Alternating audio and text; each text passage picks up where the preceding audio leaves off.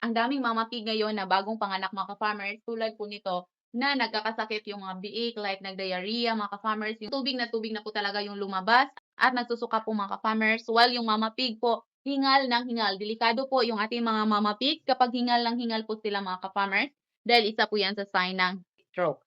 Maaari po silang mawalan ng buhay mga ka-farmers. Meron pong hog raiser na nangyayari po yung ganyan. So, paano ba namin yan iniiwasan? So, dito sa amin mga ka-farmers, tuwing tanghali, naglalagay kami ng ceiling fan para palagi pong fresh yung kanyang pangatawan at pinapaliguan po. Ito si Mama Pig. Usually po, after mga anak, 1 week po namin yan bago papaliguan. Pero ngayon po na sobrang init, after 2 days, pinapaliguan na po namin to sa mga ka-farmers para magiging fresh po yung kanyang pangatawan palagi.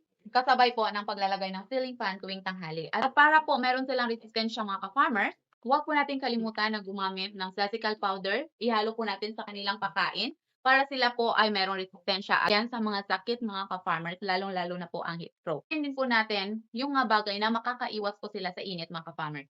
Eto meron tayong buy one take one na classical powder kung saan mas makasave po kayo mga ka-farmers, lalong-lalo na po kung marami kayong mama pigs tulad namin, meron pang mga bagong AI.